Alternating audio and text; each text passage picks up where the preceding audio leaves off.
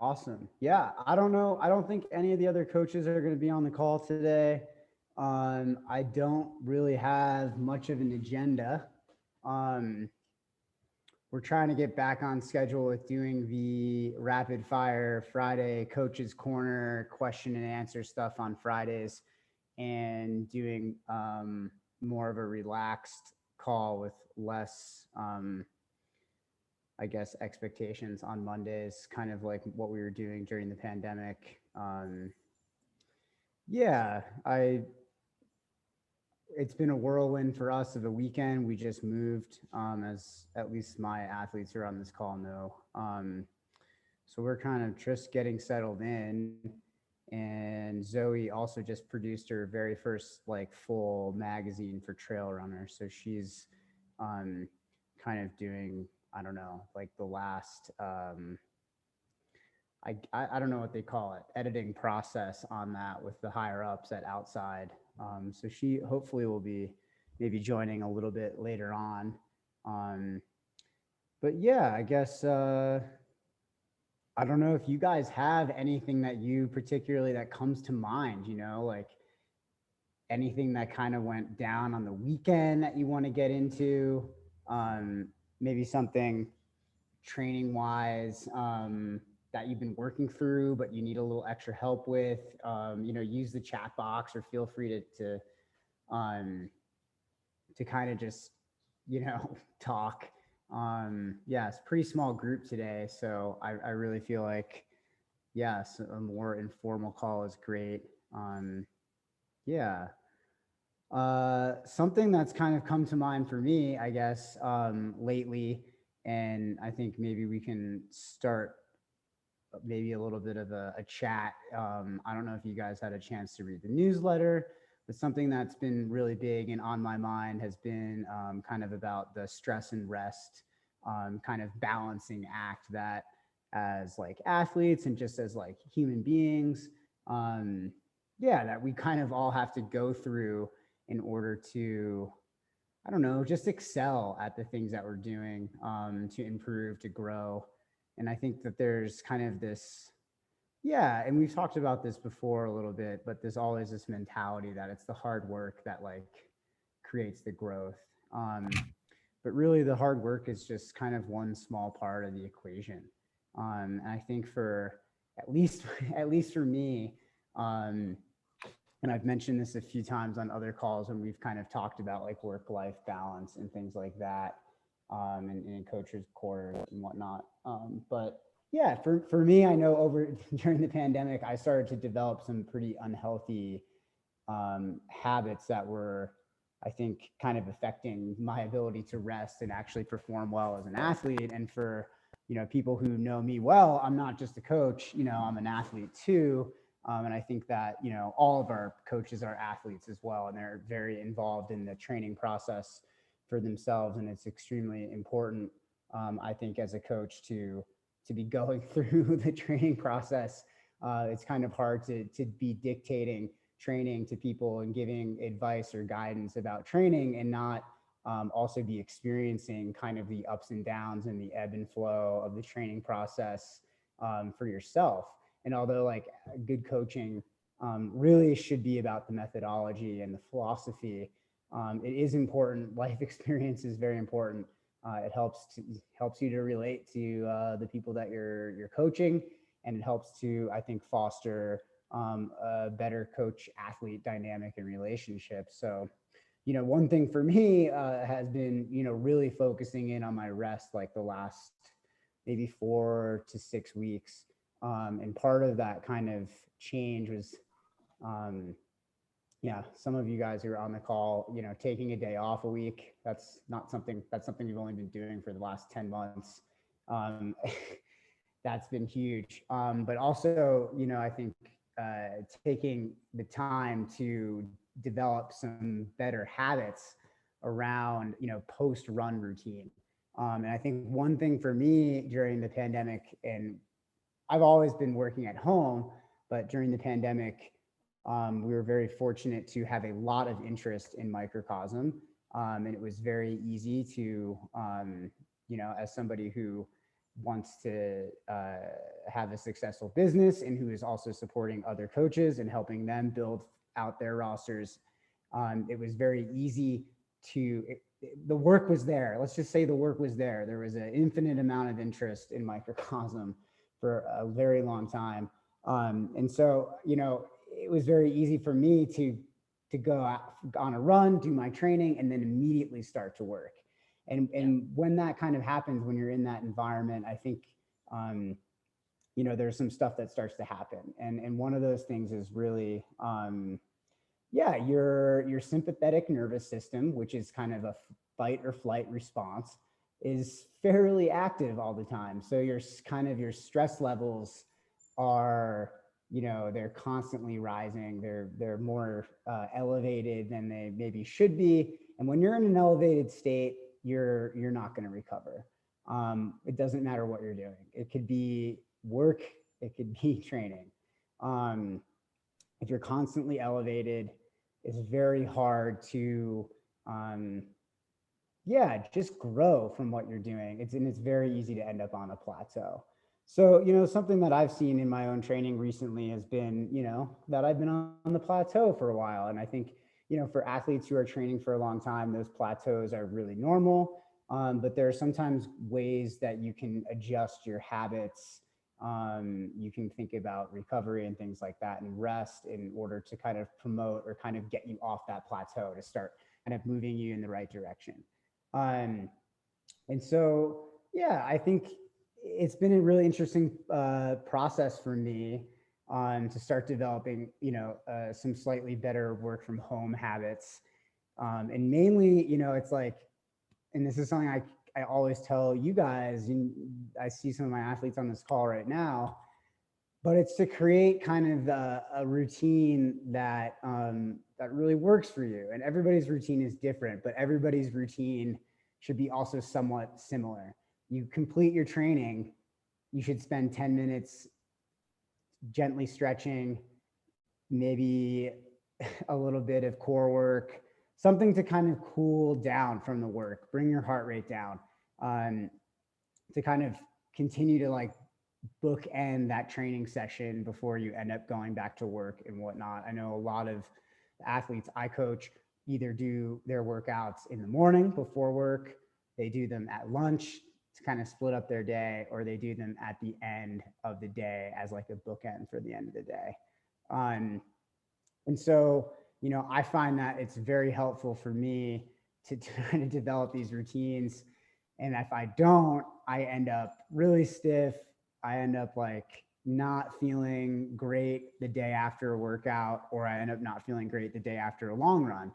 And I think a lot of that has to do with the fact that it's very easy when you're working from home, especially I think if you have a boss who's really demanding, or if you're creating expectations for yourself in the field that you're working in, or if you own your own business like I do, to constantly want to engage in your work. And so, if you go and do your run and then you go and sit down at the computer, it's very easy to forget about things like stretching, foam rolling, doing some strength work, all of those things that really help to keep you from getting injured. And it's also, very easy to forget about the other stuff that's super important, like eating a meal close to, within 30 to 40 minutes after your run. Getting some protein in, getting some carbohydrates in, especially if you're doing a double, which some of my athletes do, and which I do, quite frequently. And I also, to kind of help me figure out like how to rest more effectively, I got a Whoop recently, and I have not really had very many athletes use Whoops. I know of a few other athletes who use them. And I'm kind of resistant to like very data driven processes because, I think all you guys know, like if you work with Microcosm, we're much more about, the reflections in the training logs, how people feel, how the workouts make them feel, how they felt, from one day to the next, than we are about the numbers, because the numbers aren't as movable. The numbers take a lot more time to move. But there are some interesting metrics when it comes to recovery that I'm starting to dive in my own kind of personal, um, I guess, just, yeah, my personal pursuit to increase my recovery. But I'm seeing, interesting stuff with resting heart rate and heart rate variability. And the whoop is something that kind of can cue you in on whether your habits are having a positive or negative effect on your recovery. And I'm starting to see there is some correlation. Um, and I'm not sure exactly like the timing of how all these things work inside 24 hours. But when you're looking at it day to day, there is definitely some strong correlation that I'm seeing, in terms of like what kind of habits am I getting into? What other routines am I engaging in throughout the day that are promoting recovery and then are evident in some signals from the whoop? For example, if your recovery is stronger, if your parasympathetic nervous system has been activated throughout the day and you're actually able to rest and relax a little bit, your heart rate variability tends to stay higher. And when my heart rate variability score is higher, I tend to have runs that feel better. My legs feel better.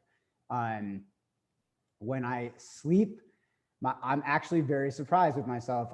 My sleep has been a lot worse than I've thought, according to the Whoop.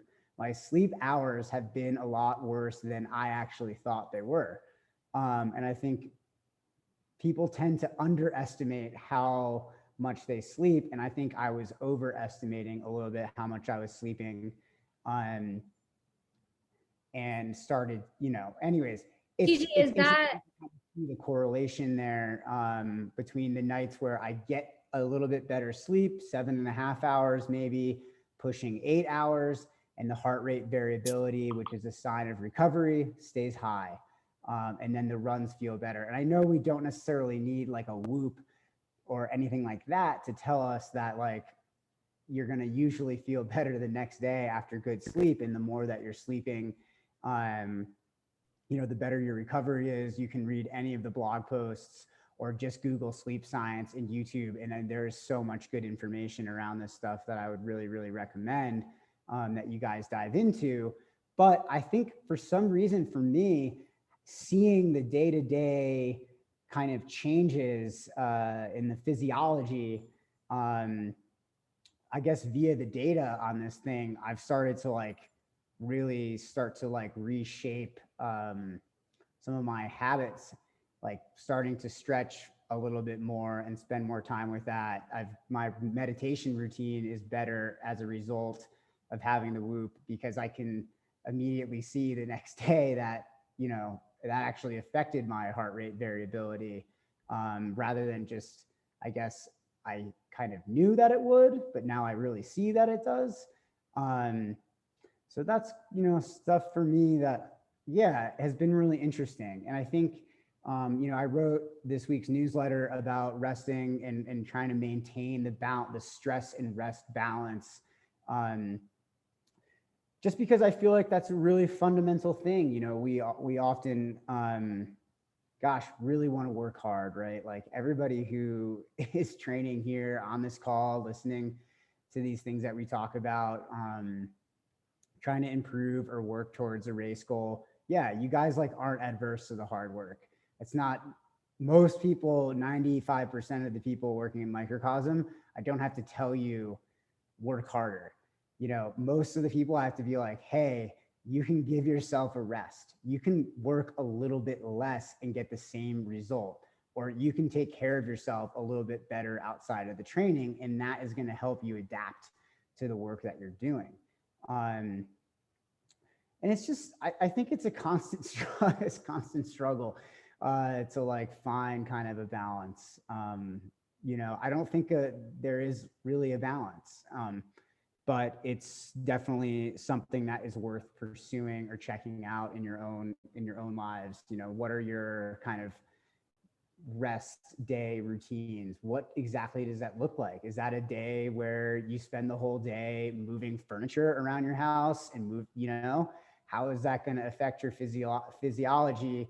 How is that going to affect your mental and emotional state the day before a long run? Oh, wait, like, yeah, for me over the weekend, not great, very obvious. But some people are not always making those connections. And I want you guys to have a leg up on that stuff. Um, some cool things that I've kind of been reading into is that you don't necessarily have to like sit on the couch and watch TV to rest. In fact, like maybe watching something that's really, and Zoe and I talk about this a lot, maybe watching something that's like really intense that could maybe over engage your sympathetic nervous system. We were talking about like we watched Game of Thrones for the first time over the pandemic. And there was like many nights where Zoe was like, I can't sleep. The show's too intense. And I was always like, no, that's not true. But yeah, it actually could be true. And overusing social media and scrolling too much on your phone and stuff, it may not help you enter a restful state. And that restful state is really where the growth happens. It's not out there when you're pounding the pavement and working your tail off towards your goal. It's when you're stepping away from that work, where the actual kind of development happens. So just really want to continue to emphasize that. I'm just going to check the chat box here. Hey, Kristen, good to see you. We're just talking about rest. That's kind of yeah, I jumped in. Sorry, I didn't mean to interrupt you. I was wondering, when you're talking about using Whoop, I have some friends who also have a Whoop that have noticed poor sleep patterns that they didn't recognize before. And for you specifically, was it the amount of time you spent in bed versus the amount of rest, sleep you actually got? Was that the surprise? My internet is unstable. Yeah, Sorry. I mean, that was definitely a huge surprise, right? So like we've always had a really strong bedtime routine, but I will admit that this summer, when the clocks changed over, I found that I was staying up about an hour later. Like I just wasn't winding down as early. And there were two things that I thought maybe were going on there for me. One, I thought maybe my training volume wasn't high enough, so therefore I wasn't tired, and that was challenging my sleep. And the other was that maybe I was engaging a little too much in like TV and whatnot before going to bed, because something that like at least for Zoe and I, when you're working all day and training, for us sometimes it's just really nice to like sit down and just watch a show and just zone out on it, and like that really helps to like silence my very active chatter in my head and whatnot. And I think that I was noticing that like I used to fall asleep at 9 and I was pushing like 10:30. And just starting the Whoop was really kind of alerting me to the fact that like, oh, I really was in bed for 8 hours, but I was only sleeping like 7 hours. And there's a big difference between sleeping for 7 hours and sleeping for 8 hours. And when you really look at the science of sleep, if you sleep less than 7 hours a night, you simply don't go through the processes that you need to go through in order to recover. You don't get the protein synthesis happening. Your muscle repair doesn't happen. Your hormonal system and the stuff that goes on there biologically in the evening hours during REM and deep sleep, that stuff's just not happening if you sleep less than 7 hours. And so, even though I was in bed and sometimes my eyes were closed and I was listening to an audiobook or whatever, and sometimes, I was having trouble falling asleep, and I was like trying to stretch the other side of it by like not getting up at 5:30 anymore. Now I'm going to get up at 6:30 or 6:45. But still, I was waking up at 6, and just, and it's not the same as getting a full night of sleep. And when you don't get that sleep, your muscles don't repair hormonally, things aren't balancing themselves. And so that's an issue. And I'm pretty aware of these things, especially with my background, but I actually was not aware and very surprised to see my numbers there. And you have to take some of the numbers with a grain of salt, right? Like, there have been a few nights where, like, I know for a fact I was passed out at 9, but the Whoop told me I didn't fall asleep till 10, and I just know it. And there is a way that you can change that in there, and then it will recalibrate things. But for the most part, it seems fairly on target, and it's kind of prompted me to like reestablish that bedtime routine. Also, like the days where I spend 10 minutes stretching, I see that like that 10 minutes of stretching, that releasing of some of the tension, that affects my heart rate variability the next day. And like this past week was really interesting. The past 2 weeks for me running, I ran my 2 biggest volume weeks of the summer on top of a very stressful week of moving. And my heart rate variability stayed quite high because I stayed very established in kind of like a 10-minute stretch routine and a 15-minute stretch routine every day on top of my training. And it was like a 90-mile week and a 95-mile week. And those are really big training weeks, especially when you're moving. And so to see that my heart rate variability was staying high was a strong indicator that I was actually recovering from the work, and that the stress that was kind of coming from the work life side of things, which will affect your heart rate variability and things like that, actually, things were staying really in balance. I was extremely surprised because, as a lot of you guys know, I'm not adverse to hard work, but I don't really love super stressful situations. I try to like schedule my training around these things, and the way that my summer's lining up and the way that this situation went with our new house was we don't really have any choice on when we were going to move in. It was either going to be on Friday or it was going to be never, maybe, or in 2 months, because where we live, it's very difficult to move anything. And this whole thing was a 10-month deal, and it took forever. So with that, plus the fact that I have a big race this weekend and then another race the end of the month, it was like, well, you have to like take the training risk and embrace it and go for it, and you kind of just see what it happens. We have very resilient bodies. Our bodies are meant to handle acute stress, and when you are really good about your recovery and you balance those things out, you can handle that stuff generally. So yeah, Kristen, yeah, thanks for the follow-up. Yeah, I did really feel like the Whoop has like helped me kind of re-engage with my sleep cycles. And the other thing that I've really noticed is with alcohol consumption, how much that affects the heart rate variability as well. That's so interesting. Yeah. I don't know a Whoop, but I've been considering purchasing one, and we have been sober since last October. I had like half a margarita the day we got married in May, but so I don't really count that, but we haven't been drinking for almost a year. And I think that the psychological and like mental health benefits of getting enough sleep consistently and not drinking have been incredible. Like, not just for training, but for my other job, and for being engaged with coaching and with athletes, and being present with my friends and family in day-to-day life, and just being able to react in a way that's not emotional.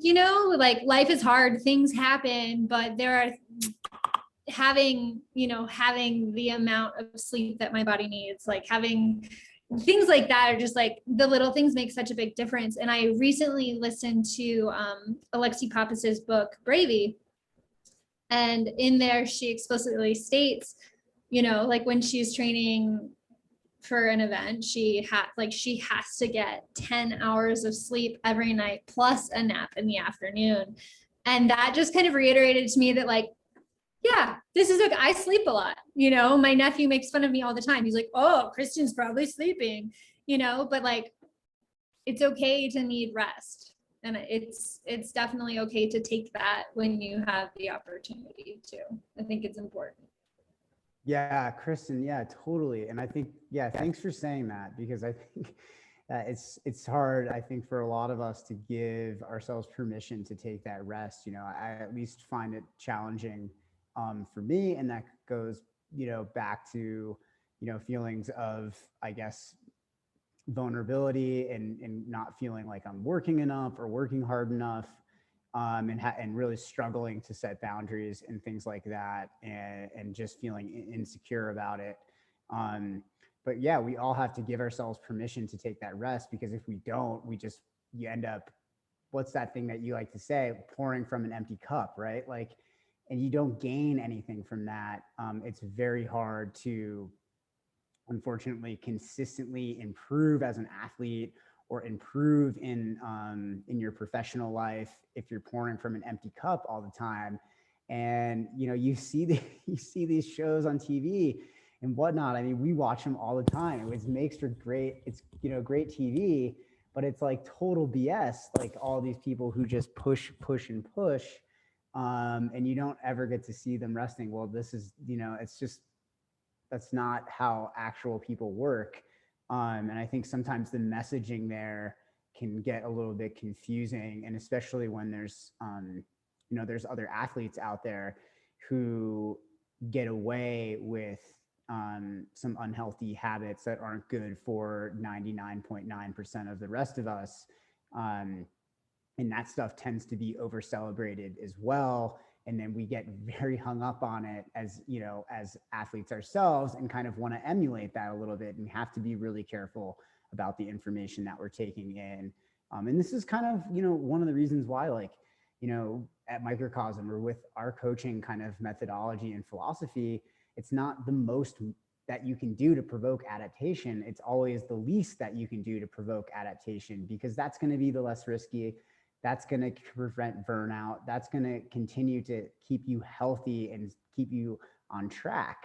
You don't have to be constantly overreaching to reach your potential. In fact, if you constantly overreach, you're probably going to end up injured, especially in a sport like running, where their impact forces are real. I mean, you can't escape them. There's nothing that you can do. They're always going to be there.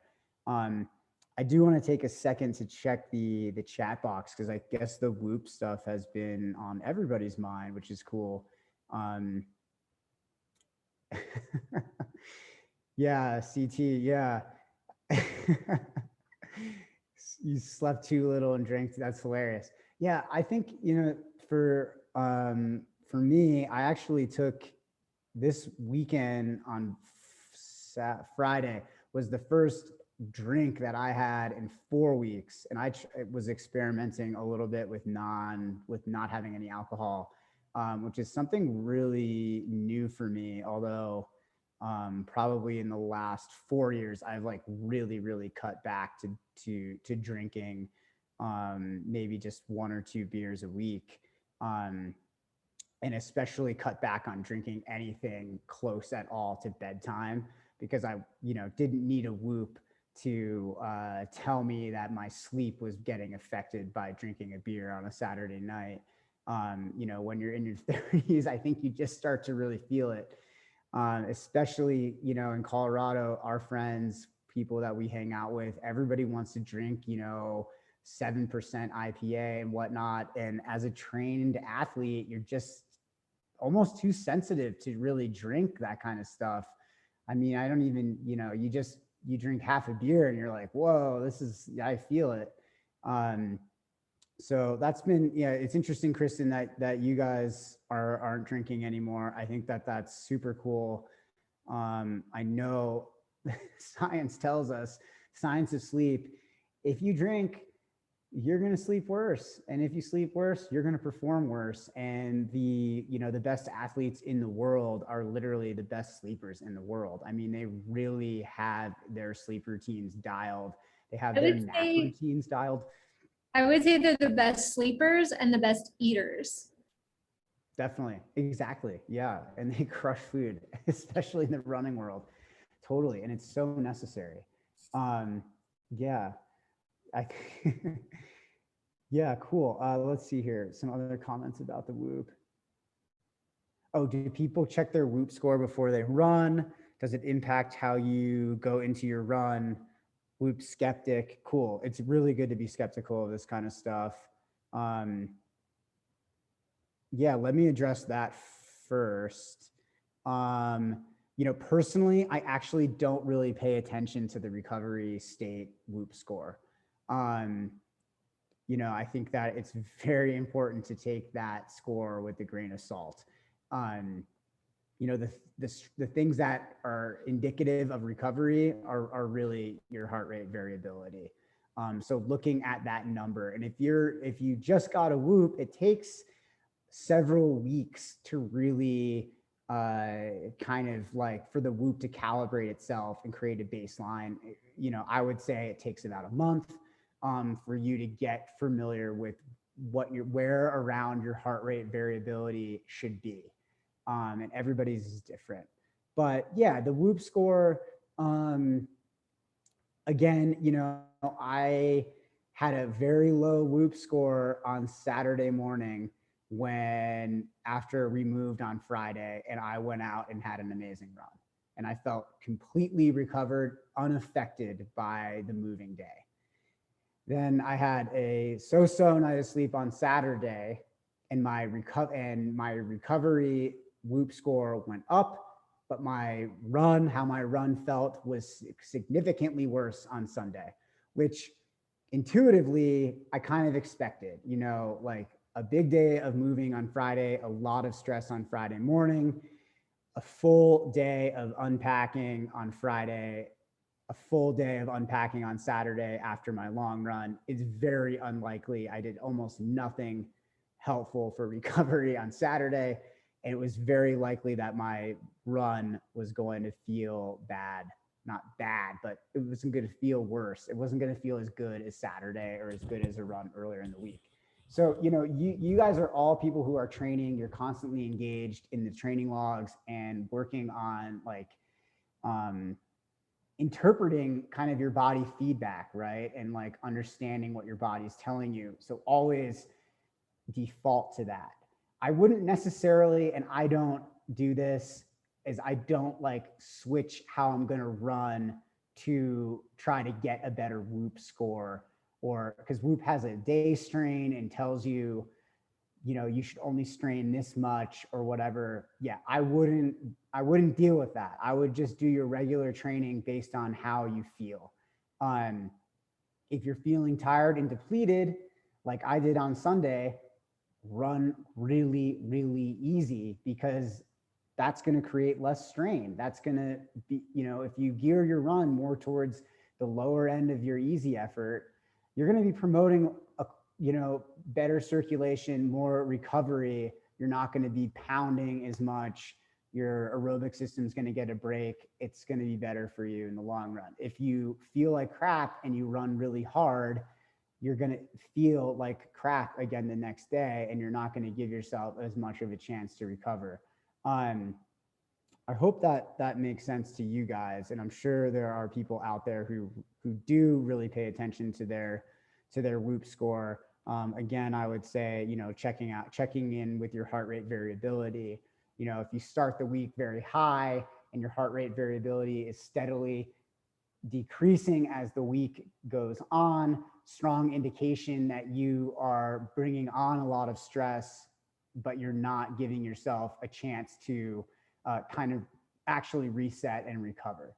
And so that would be an indication that maybe you need to run a little bit easier, or just, engage in some of these activities, like I mentioned in that blog post, meditation, maybe yoga, stretching, hanging out with friends, not spending time in front of TVs, going for a walk outside, this stuff that really facilitates recovery, I think can be really, really beneficial. And Chelsea has a question about feeling as recovered as the Whoop says. No, like, I had my whoop right before, during that last race that I did, and I slept and I had a great recovery scores the whole week. And then I slept for 3 hours before my race and I felt not great during my race as a result of that sleep. But the whoop still said I was recovered 98%. So, again, like, go with how you feel before you assign all this like kind of self-evaluation and self-judgment based on what the whoop says. The whoop should really be there to kind of help you establish these better routines. So you can actually see that 10 minutes a day stretching, 15 minutes a day meditation, or 10 minutes a day meditation, or just doing breath work before bed, that this stuff does really help with your heart rate variability, which is strongly correlated to how recovered or not recovered you are.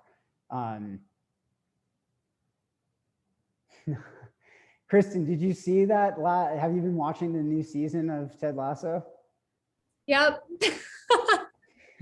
Yeah, we watched the last 2 episodes.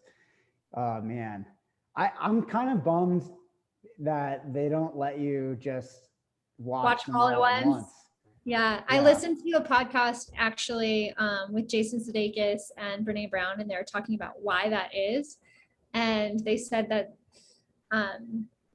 like the antiquity of it is like one thing, because like that's how TV shows used to be. And in a like, I need everything right now society and like this new culture we're all part of, it sort of like builds the anticipation, which is pretty neat and like just kind of a funny way to release a TV series, I guess. But it also like makes you really think about all the nuances that happen within the episode before you watch the next one. So instead of just blazing through and missing a lot of the smaller things, you can focus in on those things so that the next episode makes a lot more sense. Yeah, we've been really enjoying it, and I think it's definitely a test of my patience, waiting a whole week between episodes. Yeah. I would recommend the weeks go by. Like it just makes the week so much more fun though, because it's like Tuesday is for tacos, Friday is for Ted Lasso. Like that's how we think about it in our household. Yeah, Wednesdays are for workouts. Exactly. That's cool. Yeah, I think it's been really good so far. Actually, the first episode was a little slow, but now you can really start to feel it picking up already in the second episode. And I remember like the first season was a little like that, but there's just something very endearing about Coach Lasso's attitude. He's pretty awesome. Yeah, cool. You guys should definitely watch that if you haven't yet. I would really recommend it. It's totally worth the like whatever $5 Apple TV subscription or whatever they're charging these days. Right. And if you don't want to spend the $5, I can shoot you a password and a username. Happy to share Ted Lasso with everyone I know. Yes, exactly. Yeah, cool. I think, man, it's really interesting what CT and Chelsea mentioned here about the whoop causing stress around recovery, and that whoop score causing stress and things like that. And I think that's definitely something that a very, and I don't want to like pass any judgment on you guys, but like if you're very data oriented, it could be really tough to have that feedback all the time. Like if it says you're not recovered, that might just say you're not good. And if your heart rate variability seems low, that just says you suck or something. And I think that this is an opportunity to maybe confront some of that and work through it a little bit.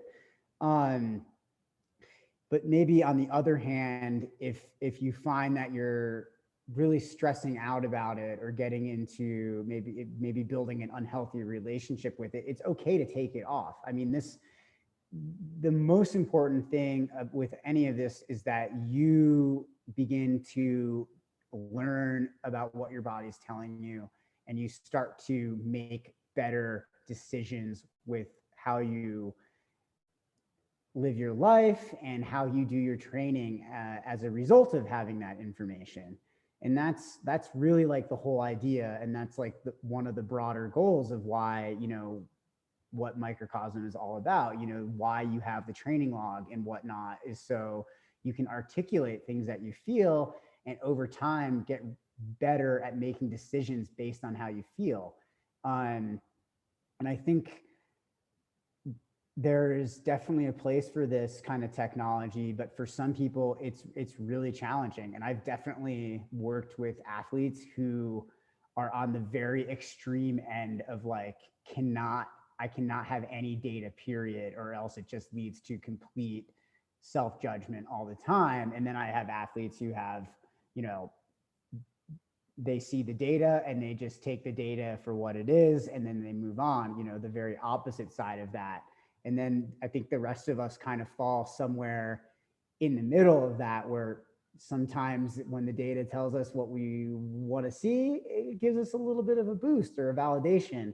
And sometimes when the data doesn't tell us what we want or what we thought we wanted to see, it makes us feel down. Or, sometimes, you have a bad run, but like the data says, oh, you did run a little bit faster than you thought, you get a boost. And like, we can be very connected to that data.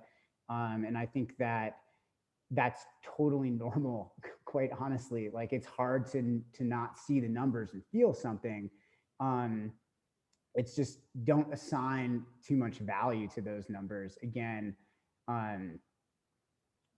we all have very different and complicated lives. If you have a very high stress job or something like that, and it's going to be normal for your heart rate variability kind of average to be lower. If you have other challenges, acute stresses, things that are kind of underlining your life, for example, it's very easy to get kind of numbers that maybe don't correlate to how some of your runs feel, because the Whoop doesn't really know, what the circumstances of your life are, right? It's just interpreting kind of the feedback that you're giving it, basically heart related feedback, right? That's all that it is. Resting heart rate variability. Definitely don't understand how it can track breath rate because it's attached to a wrist. So would not at all be concerned with those numbers. You can just throw those out the window as far as I'm concerned. Yeah, and I think my biggest piece of advice on this is just try to block out that recovery score. When Zoe got the Whoop long before any of us did, and she was like, every day her recovery score was at like 30, and they like make that red and everything, and it's like a big whoa warning, red recovery, not good. And she crushes it and does just fine. She does great, in fact. So we're all kind of operating under different life circumstances. We all have a different threshold for stress and baseline stresses, and that's okay. Try to take away the healthy parts of using the device and just discard the rest. If you're struggling with that and you give it 3 months or so and it's just not working for you, I would toss it. As a coach, I actually would probably benefit from being able to track some heart rate variability from my athletes. This is something that some of my athletes have asked about. And so if you do have a Whoop, it's good to include the heart rate variability score every day in the training log, in addition to like your run. You ran 7 miles at X pace with this much vert in this much time. Your heart rate variability for the day was this. And like, that can be very helpful. That metric, I think, can be really helpful. Something that I'm learning through the process of using this Whoop is that I'm more tolerant to stress than I think I thought that I was. And that is tough for me to confront because I always have feelings that I'm not working hard enough, but also feel like I don't have the mental and emotional capacity to always work super hard all the time, that I get really exhausted from that. Um, so I'm learning that if I kind of have the proper recovery and build out these habits, that I can in fact do the work, and it's not going to affect my training or the quality of my relationships and all these other things that are affected by stress, right? Whatever it is. Um, it can be very multifaceted. But yeah, I'm not an expert on the Whoop. I'm only speaking from experience, really, and the bit of reading that I've done on the internet and in talking with other athletes who have been using it for a while. Um, yeah, is it worth spending, several $100s on the subscription? I don't know. Has it been helpful for me? Yes, it has been. I didn't get it for free. I don't get any money if you guys use a Whoop. Just, I want you guys to like have the tools that benefit you. Will your training be great without it? Absolutely. I don't currently have a single athlete who's inputting heart rate variability into my training logs. Um, so this could be a whole new kind of frontier for training, but there's not a whole lot of like, science out there to support it, other than the fact that heart rate variability is a strong indicator of recovery state. Cool. Yeah. Well, I really appreciate you guys just letting me chat about recovery and whatnot. That's really kind of what came to mind for me today. And it was great that so many of you guys also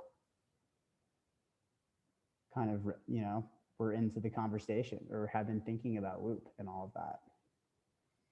Yeah. Does anybody else think that is anyone thinking that they might buy one? I see some no's.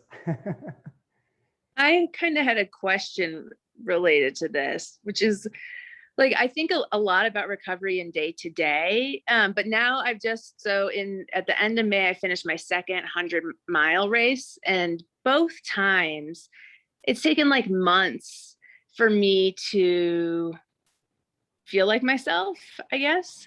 And like this time I was really intentional about the recovery process, like eating right and sleeping and all of that. But like, I still haven't managed it really well. And I'm just curious about like what that process, like, yeah, I don't know much about that process other than both times just sort of being really surprised, like, oh yeah, I'm going to feel great in a couple weeks. And then like, just not. And then, yeah, I'm curious about that sort of side of recovery. I Yeah, I think. would, sorry, go ahead, TJ. Go, yeah, Kristen, you. I was going to say, I would talk to Kylie and or get a blood panel done, because I think a lot of times you can be incredibly deficient in vitamins you wouldn't assume. And then from there, maybe think about getting like a hormonal panel as well, just because 100 miles is a long way and it's hard to recover from big efforts like that. So just, dialing it in everything that you can, and like dotting the I's, crossing the T's, getting as many answers as possible is my recommendation. I'm interested to see what TJ has to say as well. Yeah, personally, I think it takes 2 months to recover from 100. There are athletes out there who run multiple hundreds in a year, but it is my strong recommendation that you don't run more than 100 within 6 months. And that each 100 that you do is separated by a good 6 months. It takes quite a bit of time to recover from these events. At a cellular level, there is so much damage that is being done, even at a 50K, even at a marathon. And in these longer races, I mean, if you were to go and get a blood panel done the day after the race, you'd probably be admitted to a hospital. I mean, it's just very normal to not feel good after these events. For my athletes, it's 14 days of rest after 100. with 10 days no running and 4 days of like light hiking or cross training. It's a very long process to come back. And I think being gentle with yourself is really important. There's a lot of things happening with the musculoskeletal system that sometimes it doesn't start to like emerge until multiple days after the race. Um, your body is flooded with cortisol during these events. So, you're going to be actually, your body is being kind of pain relieved through that cortisol process, that hormonal process. So you're not going to feel as much pain after the event.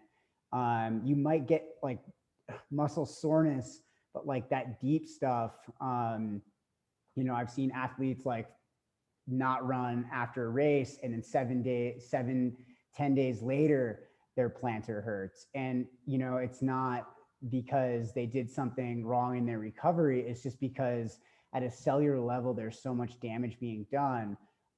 So yeah, I think, be gentle with yourself and make sure, that you're eating really well, eating plenty of protein. And if you're like pushing like a month and really not feeling normal, and what I would mean by not feeling normal, like shortness of breath, walking up and down stairs, any like muscle soreness still, any soreness or kind of uneasy feeling at night in your legs, something like that would be very worth going and getting a blood test done.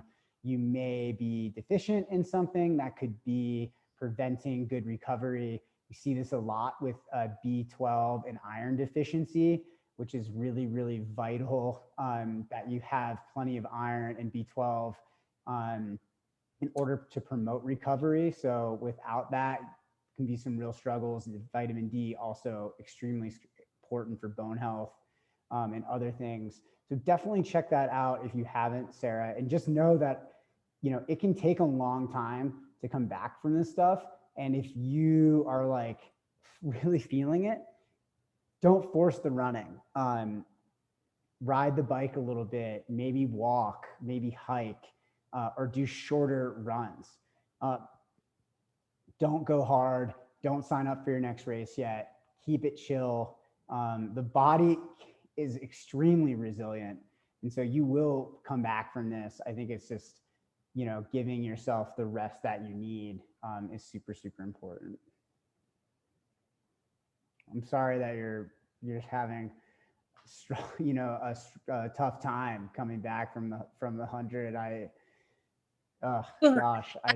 Stress reaction.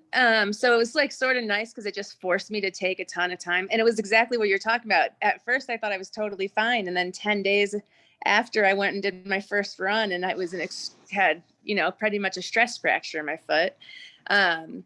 But yeah, I'm just like very not sleeping well. And yeah, just like my equilibrium is just totally off. Like I haven't been able to get back to my sort of like old good routines and base level and everything, I think. So yeah, make sure you get that blood panel done. Try to get as much information as you can. Definitely. That can be a really good place to start. Yeah, definitely talk to a doctor. I know that, I like everything TJ says is basically gospel to me, but I also know that like the coaches, we aren't medical professionals unless you're considering Kylie, who like is, but like, might be worth chatting with a doctor or doing some telehealth, something just to do your due diligence, because yeah, sure I would definitely recommend it. Make sure you're eating really well too. Foods that are like rich in antioxidants and really nourishing, and low in kind of, stay away from like stuff that's going to create a lot more inflammation for you. I would definitely recommend that too.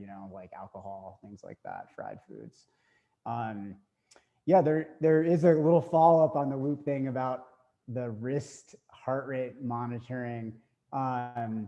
Actually, wrist HR is pretty accurate when you're just going about your day-to-day routines. Where you really want to be careful is when you're actually training.